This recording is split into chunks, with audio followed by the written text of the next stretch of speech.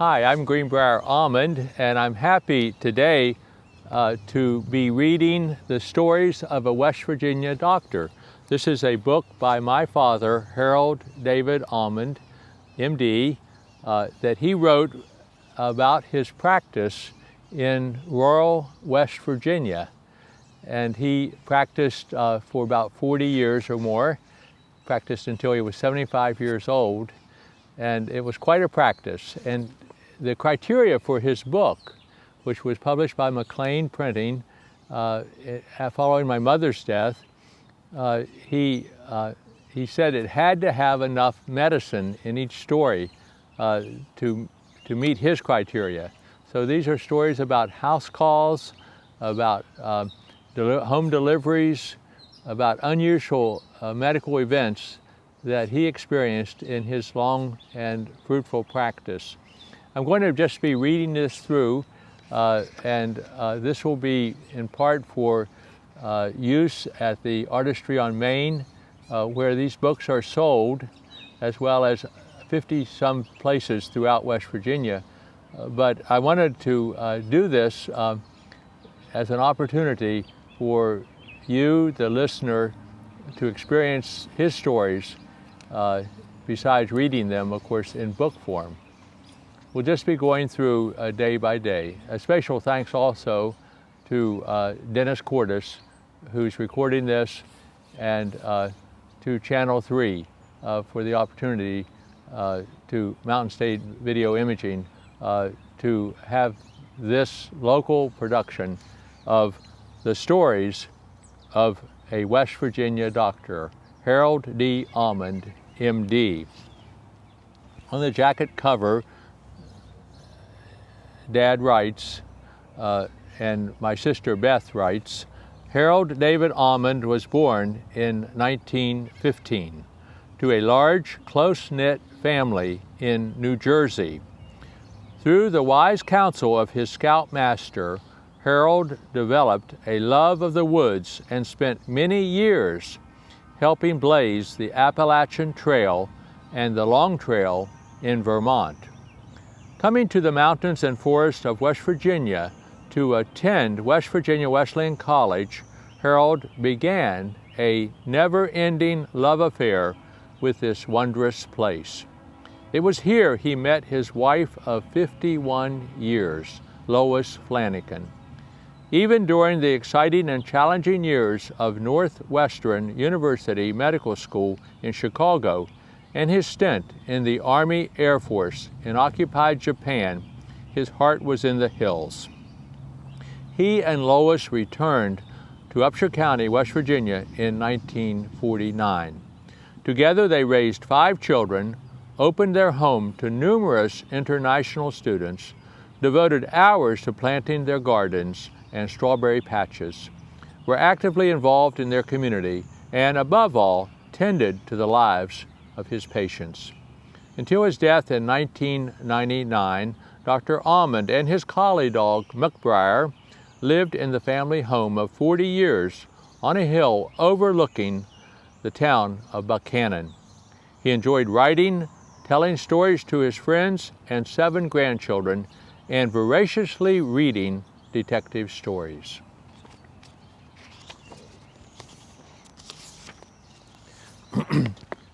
Dedication.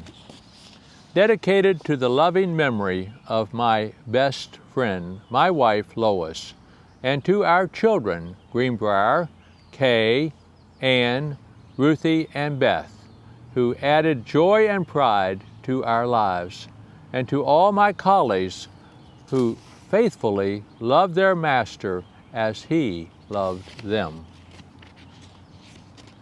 Acknowledgements. A special thanks to my children for their enthusiasm and help, to my doctor's son, Greenbrier, for always asking questions and carefully listening to my stories, to my oldest daughter, Kay, for her frequent visits to look after daily details and for our hours of good talks, to my daughter, Ann, for her organizational talent as she undertook the task of editor for my book, to my daughter, Ruthie, for her numerous letters and calls of support. To my daughter Beth for her writing contributions and her eagle eye proofreading. To my son-in-law Richard for using his computer expertise to format my book. I also wish to thank my friend Judy Knorr for her word processing and proofreading assistance.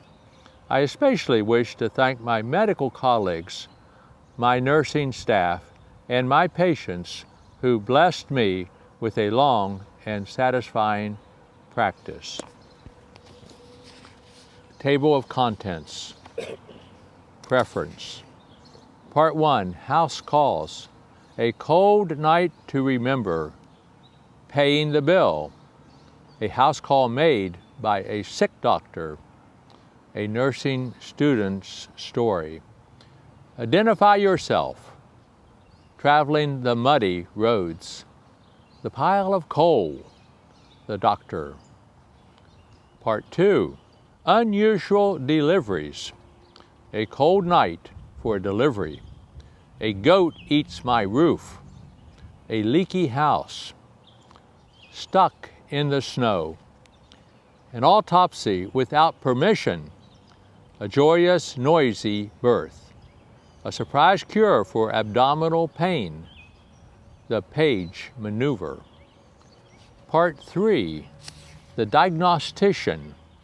A nursing student's headaches. The starving baby. A child with a trigger thumb. Heart murmur via the telephone. 3 things doctors and detectives must know. A family with headaches. Cotton is the cure, is the clue. The arthritic trigger finger. X-ray diagnoses. Good detective doctoring. Getting an eraser out of her nose. He couldn't see the squirrels. Part 4, Animal Stories. Attack at the farm pond. Doubting the health department. The doctor's dog. My protector. Collie medicine. The worst snake bite. Treat my dog first. The rabid horse. 10 most wanted. The albino deer. Part 5, Medical Education. Guinea pig for the war effort. Medical school. Internship. Part 6, St. Joseph's Hospital. St. Joseph's Hospital's early days. Trying to save a teenage shooting victim. Ask, seek, and knock on the door. Watches and gloves. Part 7, Honoring Other Doctors. March 30th, Doctor's Day. The Buttonhole Surgeon. Thanks for Dr. Jake. Tributes to Dr. Chamberlain. Part 8, Dr. Cunningham. 65 years of doctoring. Dr. Cunningham treats a leper. An important big toe. Operating underwater. Dr. Cunningham's 100th birthday.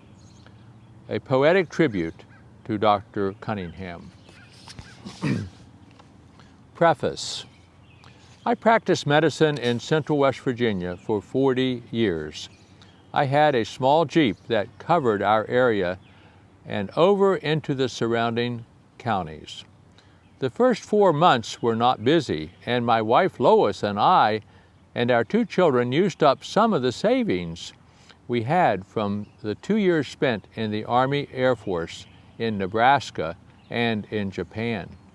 But then in the winter of 1950, we had the finest flu epidemic Upshur County ever had. I suddenly had as many patients as I could handle and ran the Jeep over rock base and mud roads. After that winter, I was always busy.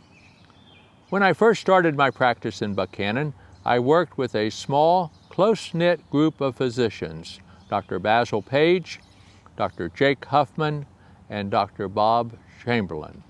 We were all busy and we liked each other and we helped each other out in our rural county. We had a small but good hospital which was run by the Catholic sisters. During my 40 years, I delivered about 3,200 babies, about half the number of Dr. Huffman and about the same number as Dr. Chamberlain. I assisted Dr. Page in surgery on his patients, Dr. Huffman's patients, and my own. Dr. Page, the most senior of our group, was a good diagnostician, a fine surgeon, and he did excellent orthopedic surgery. Somewhere late in my practice, I met Jim Comstock, editor of the West Virginia Hillbilly newspaper.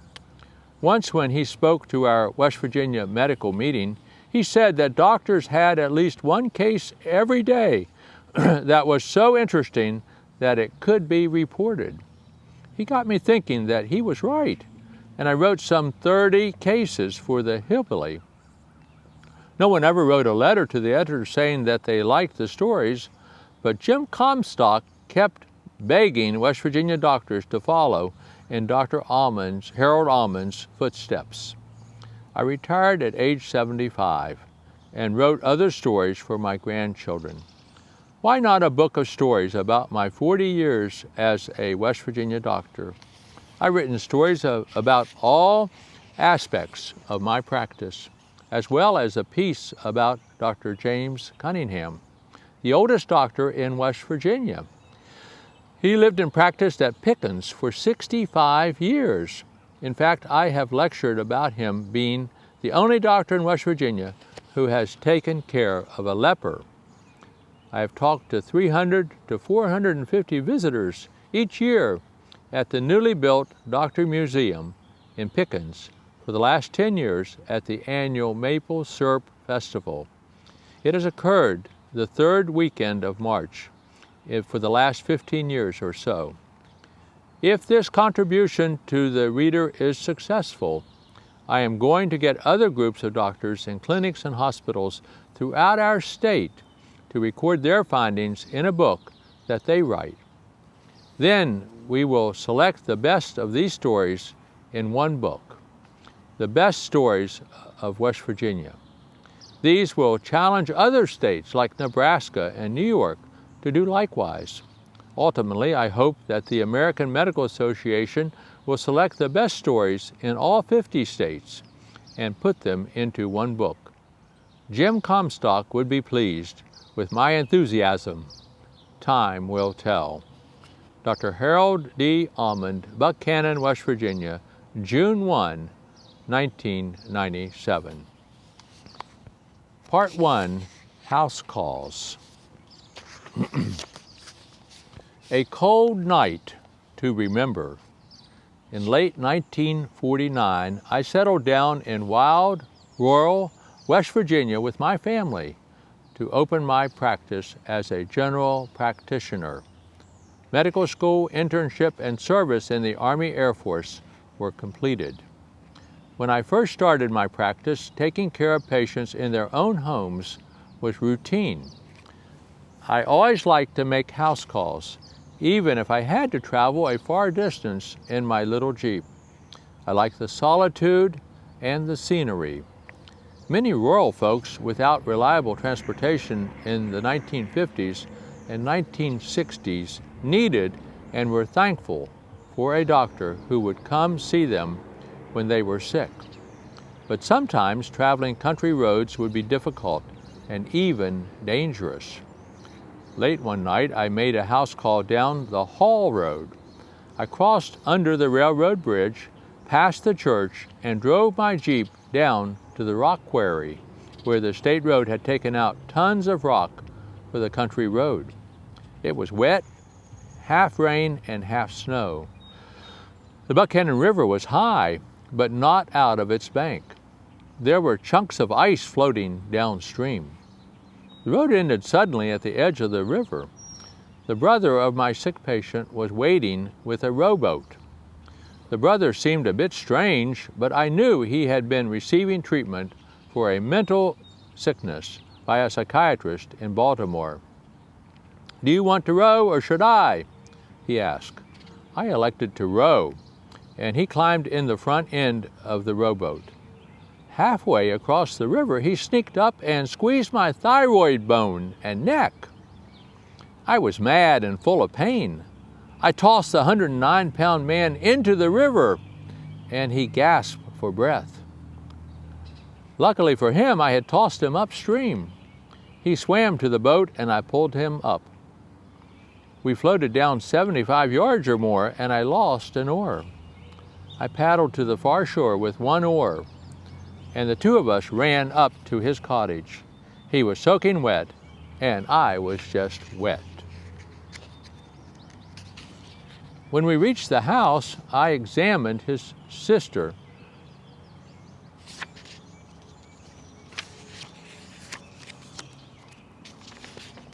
When we reached the house, I examined his sister, gave her a shot, and left medicine. I dried out, paddled back across the river, and tied up the boat and hiked back upstream. I was cold, damp, and shivering. I turned up the heater in my Jeep and hurried home. I took a long hot shower and climbed into bed, still cold. 15 minutes later, a call came from Pickens to see a patient up on Turkey Bone Mountain. I told the caller I could come, but I couldn't walk because I was still half frozen. "You will not have to walk a step," she assured me over the phone. I drove through deep snow and reached the Pickens Road in about 90 minutes. Tony, the patient's son, met me at the crossroads and told me we had to walk 3 miles upward to see his mother because the snow had closed the road. He grabbed my doctor bag and I followed his footsteps. It was blowing and cold by this time. Tony's mom was very sick. I gave her a shot, aspirin and codeine, and then climbed into a bed of bearskins and slept well until daylight. After breakfast, a man arrived with a horse and sled. We headed for Pickens and soon came to the Pickens Road. Even though we had made good time back, the short trip made me cold again. My Jeep wouldn't start, so the horse pulled me downhill until the motor turned over. I was on my way home with the heater going full blast. No, I didn't catch pneumonia, not even a cold. It was a night to remember. Paying the bill. Through my years of practice, I cared for many rural patients who had very little money. Many times my patients would pay the bill by delivering a load of firewood, a bushel of tomatoes or cucumbers, a side of venison, which was usually dressed, much to the relief of Lois, or even a squirrel or a rabbit. Sometimes, however, patients were never able to pay for my services. I learned to accept what came and tried to care for all my patients equally with compassion and the best possible medical care available. An elderly gentleman whom I had taken care of for a number of years developed a malignancy, probably of the pancreas. He lived 25 miles up the country. He had limited resources and limited mobility. His family was caring for him at home. In the course of his terminal care, I made 2 or 3 trips to the house, and as financial resources were limited, I made a minimum charge. I had an interesting visit with the family and returned home. Each time the family seemed to appreciate the care that I gave, even though there was little I could do other than monitor his progress and try to manage his discomforts. Approximately 6 months after he died, his wife came in for the only appointment she ever kept after his death. After her exam, evaluation, and discussion, she said, "Doc, I have paid off the undertaker. Now I'm ready to start paying on your bill." It was a good thing I didn't count on her promise. That was the last time I ever heard from her. A house call made by a sick doctor. Late in the summer of 1951, I treated a patient who had typhoid. I took my typhoid booster shot and immediately got a reaction. My hands and feet swelled, and I hurt in most of my joints, but especially in my buttocks, whenever I hit a hole in a country road. I was in real misery. I planned to take a night off and recover, but then a call came from Wildcat. A Lewis County doctor had delivered a baby 3 days previously, and the mother wasn't doing well. I couldn't find what the problem was, but the son was begging for help. I told him I couldn't walk more than 50 feet. He said I wouldn't have to walk at all. Off to Wildcat. I used one swollen hand at a time to steer. I drove slower than usual because my sitter was aggravated with each bump, especially the road past Ireland and Babylon. The night was beautiful, almost a full moon. I met the patient's son at the bridge crossing the Little Kanawha River, and he hopped in my Jeep. We drove down a field for a couple of 100 yards. The road dead-ended at the river. That was the end of my ride. We rode across the river, then we started walking up a poorly defined path straight up the mountain. The lad took my doctor bags and pulled me up and up. I hurt all over. He said there were no wildcats around, but I jumped almost out of my skin when a hoot owl screamed out in the dark shadows. My shoes wouldn't fit and my swollen feet hurt. I hurt in my ribs when I breathed. All my hiking days on the Appalachian Trail were easier than that 1/4 of a mile uphill walk that night. The dog we met at the house barked and growled, but wagged his tail and was friendly when the lad whistled back to him. The baby was a girl and was healthy, but the mother had already expired by the time I finally arrived, apparently from a postpartum hemorrhage. Now I felt really sick. The trip alone down the hill and across the river by boat was too much. I sat and panted in my little Jeep until finally I got my breath and recovered from the hurting. A nursing student's story. Shirley, the daughter of my wife's cousin, was a sophomore in the first nursing class at West Virginia University back in 1963. She had come to our house for spring break instead of traveling home. She brought her pharmacy books to study action and doses of drugs. Shirley was restless. She had studied hard that second year of nursing, and she needed some practical training. She made hospital rounds with me, and she saw her first delivery. Dr. Page, our surgeon, whose daughter was a nurse, invited her to scrub the next day and help deliver a cesarean section. So on the morrow, she stood alongside our registered nurses, scrubbed and gowned up. As a nurse, she cut long ends of the knot and suture. She passed a hemostat and was the first to hold the newborn. She was too excited to study that afternoon, so she helped me in the office. She gave her first immunization to a 1-year-old child, gave a gold shot to an elderly citizen in the gluteus maximus muscle, and drew blood for a lab test. She was good. When she got to our home that evening, she was on cloud 9. She told Lois and our children all the exciting things she had done that day. We reviewed her list of medications, some given in grains and some given in milligrams, some in capsule form and other in tablets and in teaspoon dosages. Sunday was a day off, but after church, Shirley and I drove out to the country over a rock-based road and then up a farm road. It was raining and cold, and we talked to the farmer's wife about her invalid mother. She was sitting at the fire cracking hickory nuts on a 4-inch core of rock, about 10 inches long. Shirley never had seen anyone crack hickory nuts perfectly with one blow of a hammer. It must have been the core of rock. Where did the core come from? Shirley wondered. The farmer's wife told her the core came from this very farm.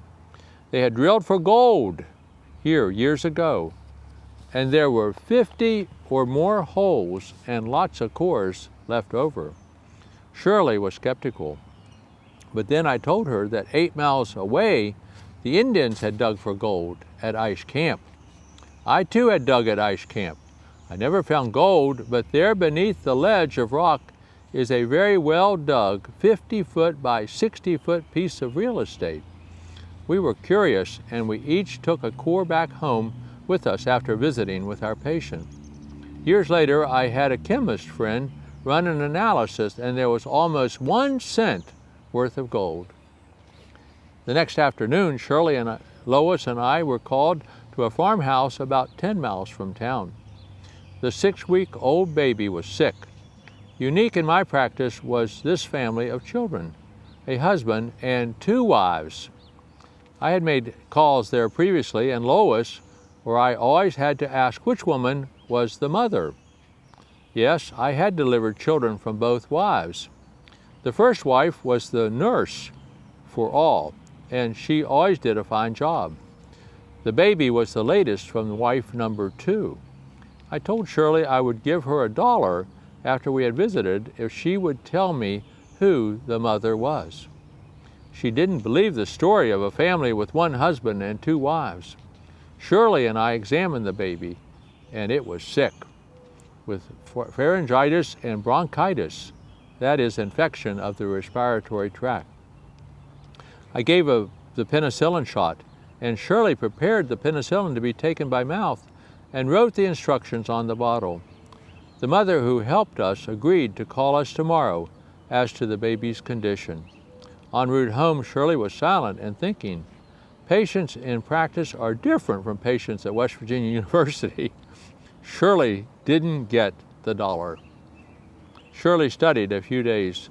We drove up to Pickens on Valentine's Day to see a sick baby. Pickens is the snow capital of West Virginia, and that February day it was snowing on top of 2.5 feet on the ground. After seeing the baby, we hiked up to the home of the oldest doctor in the state, Dr. Cunningham. Shirley pinned a red rose on his lapel and used my Polaroid I used my Polaroid camera several times and got good pictures. Shirley was excited. She had met the only doctor in West Virginia who'd ever cared for a leper. He was 100 years old now. Coming home, the little Jeep skidded some, and we backed out of a drift. I reminded Shirley that Dr. Cunningham had outlived 14 horses, and we were lucky. We were warm and dry. I mailed a picture with Shirley pinning the rose on Dr. Cunningham's lapel to the local media and told her undoubtedly that she would be on the television news at 6 p.m. the next night. Shirley went back to the university the very next day.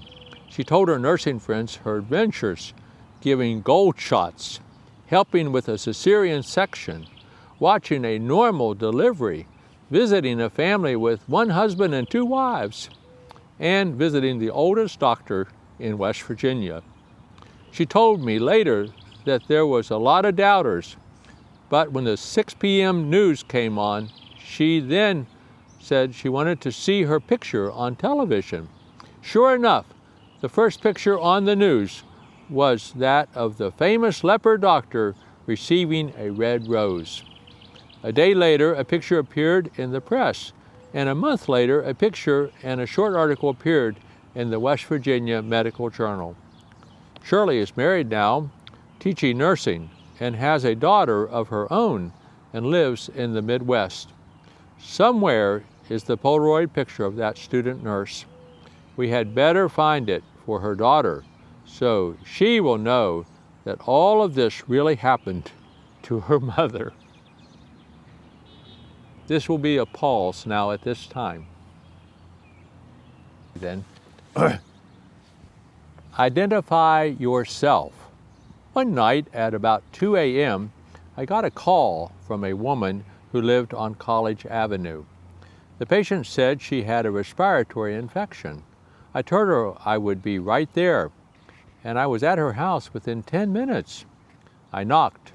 She asked who it was.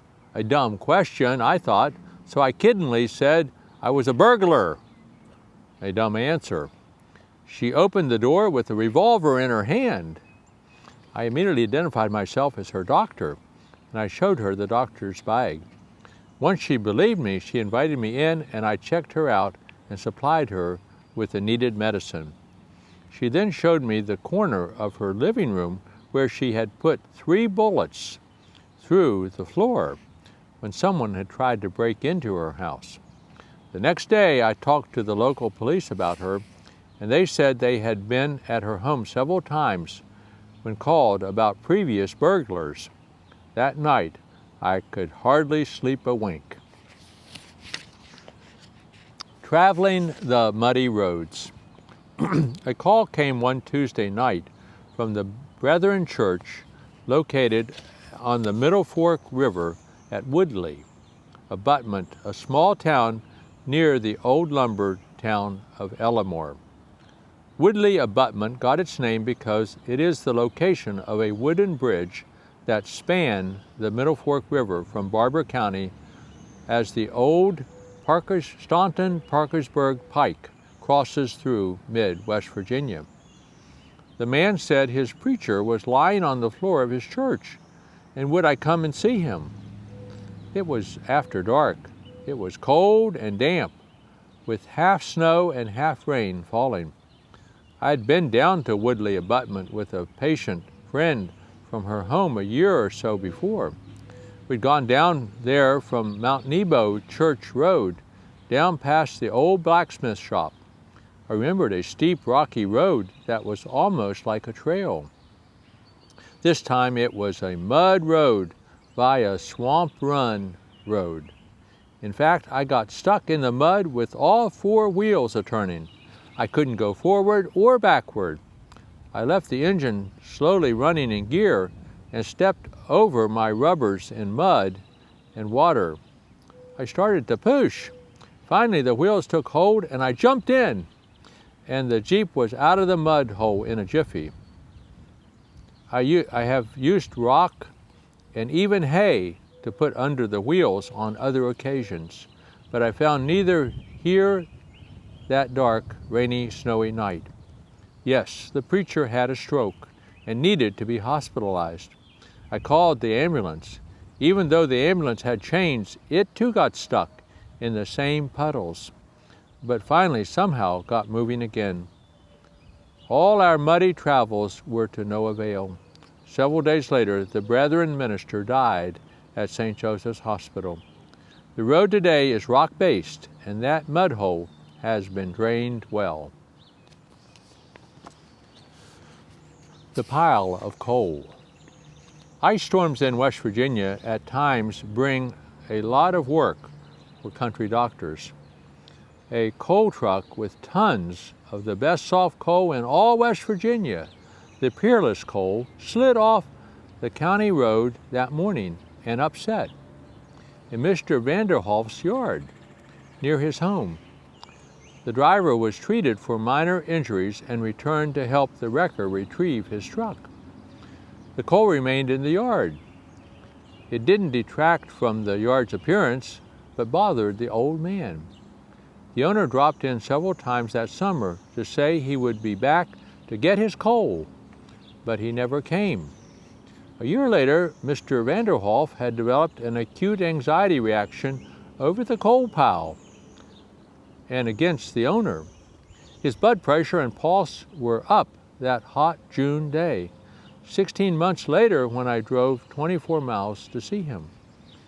We cured his problem as soon as I informed him that he owned the mineral and coal rights if he covered the pile with plastic and 3 inches of dirt, some fertilizer, and clover seed. The coal owner was hot under the collar when he assumed that the dirt and the grass were mixed with his coal and thus rendered it useless for sale. Mr. and Mrs. Vanderhoff opened up a small mine that coming winter. He warmed his house and lowered his blood pressure. He appreciated his doctor's prescription. The Doctor. I like this poem by Dr. E. Leon Linger because we doctors who practiced medicine in the 1950s and 60s often experienced nights just like this. The Doctor. The early morning sunlight was filtering through the trees. As up the walk he hurried, reaching for his keys. And from a distant hillside the crowing of a cock carried to him faintly as he fumbled with the lock. He entered through the doorway and closed it fast behind, as visions of his waiting bed kept running through his mind. Then quickly off with shoes and socks and ready for his bed. He stretched with happy sighing and dropped his weary head. But just as sleep descended, the jangling of the phone brought him sitting upright with a strident, rasping tone. And on the line a worried voice, "Please come out right away. The baby's sick and fevered and will not eat or play." So once again he had to dress, and with the morning sun, just as one day had ended, another had begun. And thus it goes day in, day out, for many of our friends who earned the title doctor and all that word portends. This is the conclusion of part 1 of The Stories of a West Virginia Doctor by Harold D. Almond, M.D.